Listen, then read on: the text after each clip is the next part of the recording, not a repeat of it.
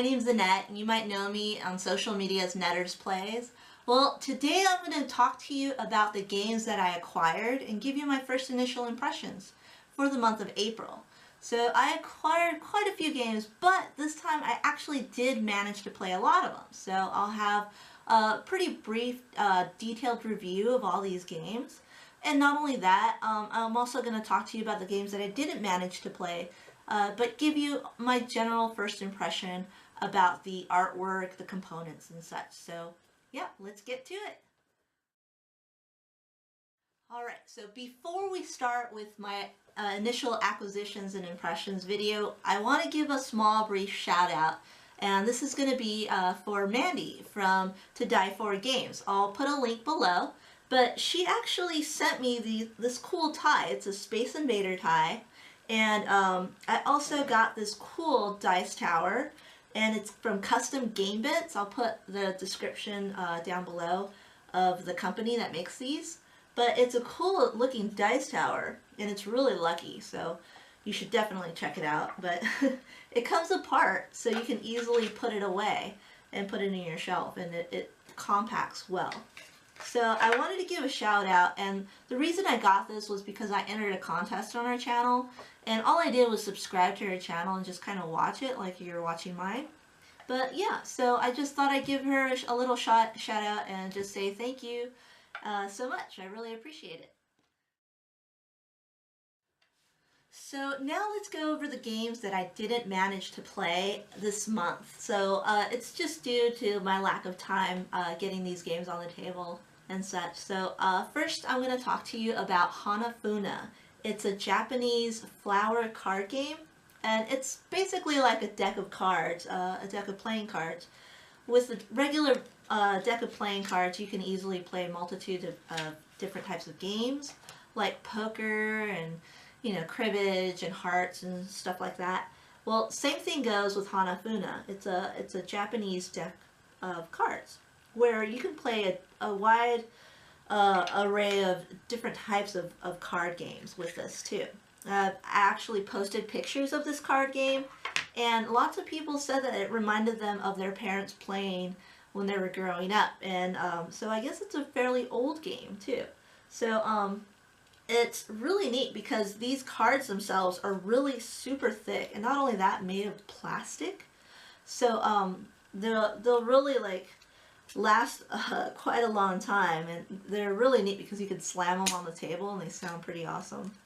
So yeah, I thought the colors were great. It's really bright red and white and black, and so it's a really small, tiny game that I can easily put in my purse and just take with me on the go. And so I wanted to pick it up because it only cost $1.50 too. So that was a big selling point right there, was the cost. So so yeah, if you ever find a deck of these, you should try to check them out. I guess it's just like a regular deck of cards, but from Japan. So I'm interested in trying this one out. Alright, well, another game that I acquired this month was Time Jockeys. Now, Time Jockeys I got from Gamebox Monthly. It's a monthly subscription for gamers. So you subscribe to this to Gamebox Monthly. I'll put a link below.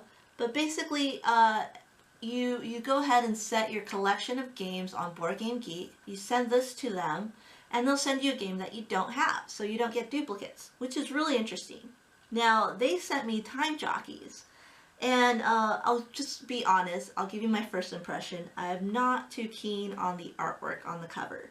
But that's my thoughts and opinions. I haven't played it yet, so it might be an awesome game, but I'm not sure. So so that's my initial impression. I wasn't too impressed with the artwork. However, it is a small, compact game from just looking at it. The rulebook is not so thick at all. It's a really thin rulebook, easy to explain, I imagine. And then it also came along with an expansion, actually 2 of them. And it's a whole deck of cards and some dice in it too. So it's really compact and easy to take with you, which could be fun. The last game that I haven't managed to play, but I'm highly interested in playing this game, is Stronghold. So you gotta be really strong to hold this game up, but Stronghold is a second edition game. So this came out a while ago, but this recently was edited and kind of improved. So Stronghold is a 2-player only game, and basically it's a game where one player plays the humans defending a castle, and the goblins is played by the other player, and they basically are trying to get into the castle, trying to get through the wall. And you set traps, you set up catapults and stuff like that. It's really interesting. I thought it'd be a really epic, great game for 2 players. It's asymmetrical, meaning they're not both equally the same. Each player is playing a different role, and so the gameplay is different for each player, so it makes it variable whether you're playing one side or the other. And not just that, but it came with a ton of components. It's great. It came with like these little itty bitty cubes themselves, which are so cute. But not that, just you came with a whole bunch of little tiny archers and such too. But the main thing that I was easily impressed upon was the game board itself. So the game board is humongous. Let me show you here. It's basically, I can't even unfold it because it's so big, but it's pretty much the size of my whole table. It's huge.